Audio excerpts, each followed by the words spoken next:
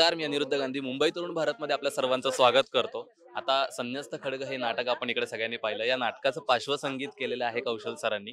Sir, या नाटकाचं पार्श्वसंगीत करतानाचा तुमचा अनुभव कसा होता? अनुभव म्हणजे असा होता की प्रत्येक कलाकृती ही तुमच्यातला कलाकार थोडा थोडा घडवत असते. पण काहीच कलाकृती अशा येतात आपल्या वाट्याला, ज्या कलाकृती तुम्हाला माणूस म्हणून पण घडवतात. हम्म. तर मला वाटतं संन्यस्त खड्ग ही अशी एक कलाकृती होती की माझ्यातला कलाकार तर वाढत गेलाच त्याच्यामुळे, पण एक माणूस म्हणून सुद्धा मला जास्त आयुष्याचा एक कुठला तरी एक कोण जास्त कळल्यासारखं मला वाटलं. तर या सगळ्या कलाकारांसोबत काम करताना तुमचा अनुभव कसा? अतिशय उत्तम. म्हणजे या नाटकामध्ये नव्या जुन्या अशा कलाकारांचा मेळ होता एकतर. त्यामुळे जे अनुभवी कलाकार आहेत, ऋषिकेश जोशींसारखा अतिशय उत्तम स्वतः अभिनेता असलेला दिग्दर्शक, ज्या स्वतः उत्तम लेखक असलेला दिग्दर्शक, संगीताची जाण असलेला दिग्दर्शक, तो रंगावृत्ती करतो आणि दिग्दर्शन करतो, तेव्हा तुम्हाला आपोआपच तुमच्या क्षमतांच्या पलीकडे जाऊन काम करता येतं. आणि ते मला याच्यात मिळालं. खरंच खूप सुंदर कलाकृती होती जी आता आम्ही पाहिली. अक्षरशः अंगावरती काटे येत होते काही काही सीनला. आणि भाषा म्हटल्यानंतर त्या भाषेवरचं प्रभुत्व हे साक्षात म्हणजे आम्हाला जाणवत होतं की कलाकारांनी किती अभ्यास केला याच्यावर. पण याच्यामध्ये जर एखादं म्युझिक काढतो आपण किंवा एखादं संगीत जेव्हा काढतो त्यावेळी ते कशा प्रकारचं जायला पाहिजे. आता त्या संन्यस्त खड्ग म्हटल्यानंतर तशा टाईपचं म्युझिक आणि सगळ्यांना संगीत फार आवडलं. कुठेही लाऊड नव्हतं, कुठेही कमी जास्त नव्हतं, अगदी व्यवस्थित होतं. तर त्याच्यावरचा अभ्यास कसा झाला आणि कसं तुम्ही सांगितलं? मला असं वाटतं की याचं श्रेय या म्हणजे सावरकरांच्या लिखाणाला हम्म. आणि ऋषिकेश जोशीच्या दिग्दर्शनाला दिलं पाहिजे. याचं कारण असं आहे की ज्या जिथे संगीताची गरज आहे तिथे तुम्हाला ती संहिताच सांगत जाते की इथे गरज आहे. जे घडतंय त्याला संदर्भ देणं हा संगीताचं काम आहे हे. आणि त्यामुळे आपोआपच तुम्हाला त्या दिसतात जागा, त्या तुम्हाला शोधाव्या लागत नाहीत. आणि कुठेही कृत्रिम रित्या संगीत येईल असं नाही, ते टाळलं आम्ही. खरंच तुम्हाला खूप खूप शुभेच्छा मुंबई तरुण भारतकडून, तुम्हाला आणि तुमच्या संपूर्ण टीमला. धन्यवाद. तो कसाही विद्युत गर्भ आणि त्याचा दुष्ट सेनानी चंड त्याच्या पाठीवर सुरा घेऊन धावून येत आहे.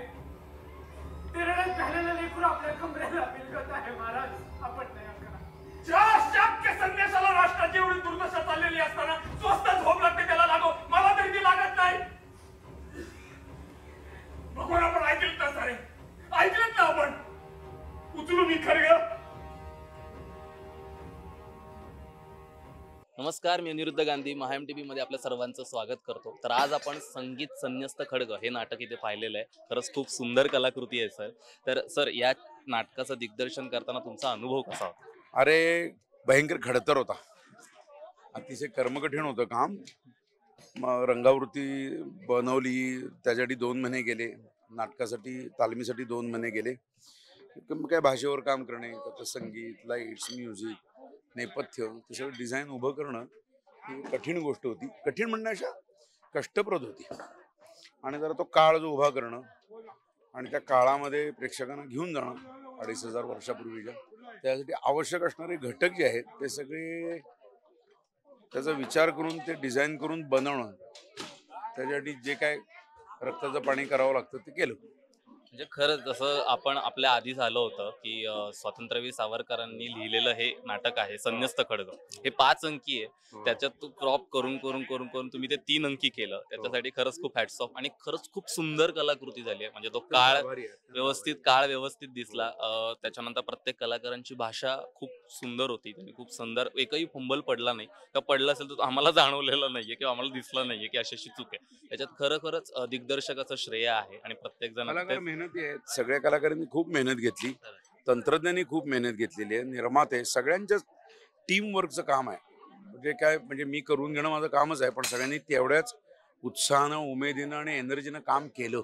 मी त्यांचे विशेष आभार मानतो कलाकारांचे. पोस्टर लॉन्चच्या वेळी तुझी भूमिका असं कोणी सांगितलेली नव्हती. ते सगळ्यांसाठी एक सरप्राईज होतं आणि हा. खरंच सरप्राईज होतं. खूप हा. धमाल आली ते. वा. तर त्या भूमिकेबद्दल काय सांगा?